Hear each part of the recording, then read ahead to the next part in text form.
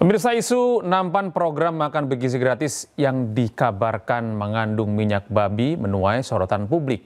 Asosiasi Pesantren atau Rabithah Ma'ahid Islamiyah NU Jakarta menemukan kandungan tidak halal pada nampan MBG saat berkunjung ke Cina.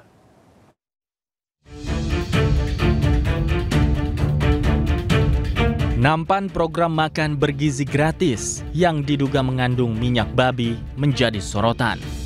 Hal ini pertama kali diungkap oleh Asosiasi Pesantren RMI NU usai menemukan kandungan tidak halal saat berkunjung ke pabrik nampan MBG di Cina. Hal tersebut disampaikan oleh Wakil Sekretaris RMI NU Jakarta, Wafariansyah, yang diunggah oleh akun Instagram @halalcorner. Dalam unggahannya, disebutkan bahwa Wafariansyah menemukan dugaan penggunaan minyak babi saat berkunjung ke pabrik pembuatan nampan MBG di Cina.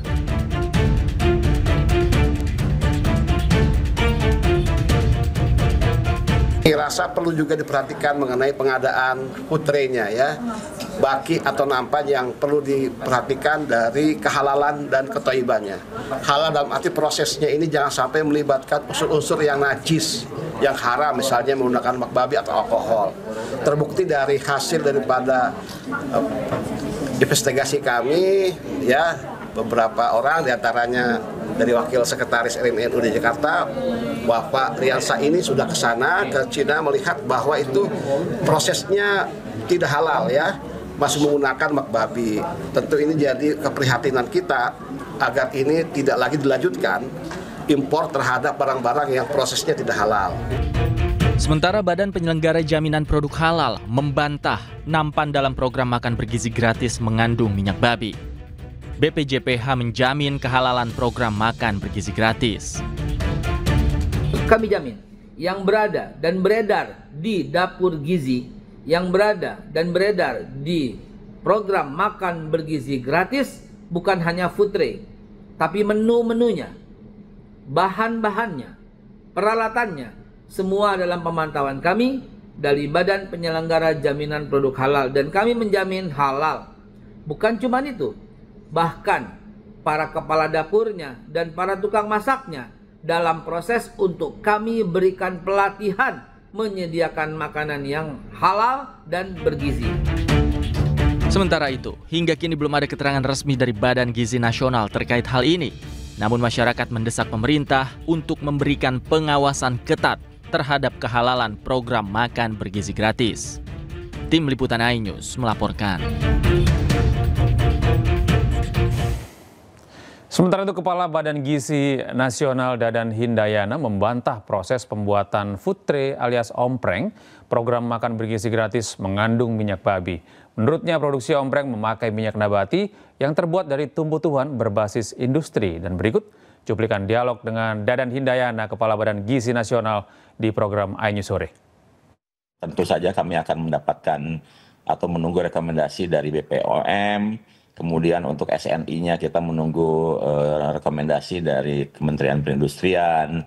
Kemudian jika food tray itu diimpor dari negara lain, maka dia harus memiliki sertifikat halal, dan itu merupakan tugas pokok fungsi dari BPJPH. Badan Gizi Nasional ini adalah user, dan kita akan gunakan atau kita laksanakan apapun rekomendasi dari instansi atau institusi atau lembaga yang berwenang terkait dengan rekomendasi. Minyak itu digunakan dalam ompreng itu bukan bahan bakunya, bukan di dalam campurannya, tetapi ketika processing, stamping atau pembentukan dari lembaran nikel, kemudian dipres agar terbentuk menjadi lekukan-lekukan itu yang digunakan minyaknya, dan itu digunakannya pada mesin mesin pencetaknya, bukan pada omprengnya. Beralih ke informasi lain, pemirsa, Wali Kota Prabu Mulih Arlan menyambangi kediaman Roni Ardiansyah, Kepala SMPN 1 Prabu Mulih, serta menyampaikan permintaan maaf. Arlan juga memberikan sepeda motor listrik masing-masing untuk Roni dan satpam sekolah yang sempat dipecat olehnya. Pak Ageng, siap. Mau.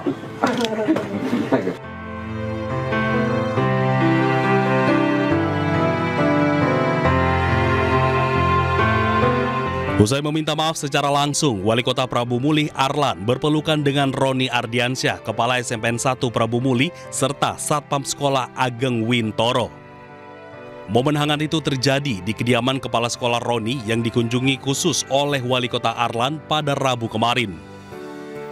Dalam momen itu, Wali Kota Arlan juga menegaskan bahwa mutasi Kepala Sekolah Roni dan Satpam Ageng dari SMPN 1 Prabu Mulih belum pernah dilakukan karena tidak ada surat keputusan resmi terkait pemindahan keduanya. Sementara Kepala Sekolah Roni menyatakan telah memaafkan Wali Kota Arlan serta menjadikannya pelajaran penting dan sebagai motivasi untuk bekerja lebih baik lagi. Dikunjungi oleh Bapak Wali Kota Prabu Mulih beserta rombongan dengan niat baik beliau menyampaikan permohonan maaf atas kejadian dalam beberapa hari ini. Insya Allah dengan ikhlas juga saya sebagai makhluk Tuhan dengan segala kelemahan memaafkan, dan insya Allah ini juga akan menjadi motivasi saya ke depan untuk lebih baik lagi. Tidak hanya meminta maaf, Arlan juga membawa hadiah motor listrik masing-masing untuk Kepala Sekolah Roni dan Satpam Sekolah Ageng untuk digunakan dalam kegiatan sehari-hari. Dengan demikian, Wali Kota Arlan dan Satpam Ageng tetap bertugas di SMPN 1 Prabu Mulih.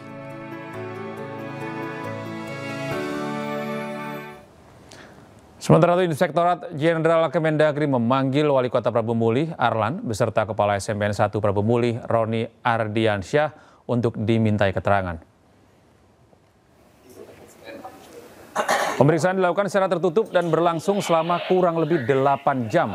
Usai melakukan pemeriksaan dan meminta keterangan, Inspektur Jenderal Kemendagri Irjen Pol Purnawirawan Sang Made Mahendra Jaya menjelaskan bahwa mutasi dan pemindahan jabatan terhadap Kepala SMPN 1 Prabu Mulih Roni Ardiansyah tidak sesuai dengan ketentuan. Hasil pemeriksaan mutasi atau pemindahan jabatan Saudara Roni Ardiansyah Kepala SMPN 1 Prabu Mulih tidak sesuai dengan ketentuan pasal 28 Peraturan Menteri Pendidikan Dasar dan Menengah nomor 7 tahun 2025 tentang penugasan guru sebagai kepala sekolah, dan juga mekanisme pemberhentian kepala sekolah tidak dilakukan melalui aplikasi SIM KSP STK atau Sistem Informasi Manajemen Kepala Sekolah, Pengawas Sekolah, dan Tenaga.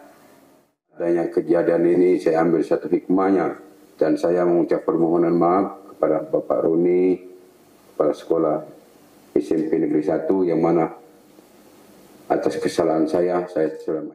Wali Kota Prabu Mulih dengan segala kerendahan hatinya telah bersilaturahmi ke rumah saya, kembali merangkul saya, dan alhamdulillah juga saya sampaikan bahwa masalah yang telah terjadi insya Allah telah selesai, dan saya juga dengan segala kerendahan hati mohon maaf untuk mungkin hal yang sempat terangkat di media dan juga di media sosial, dan insya Allah saya berdoa untuk kedepannya saya lebih bisa baik lagi. Berikutnya, pemirsa, Polda Metro Jaya menemukan 2 orang hilang dalam unjuk rasa berujung ricuh pada Agustus lalu. 2 orang tersebut ditemukan jadi nelayan di Kalimantan Tengah dan jualan mainan di Malang, Jawa Timur.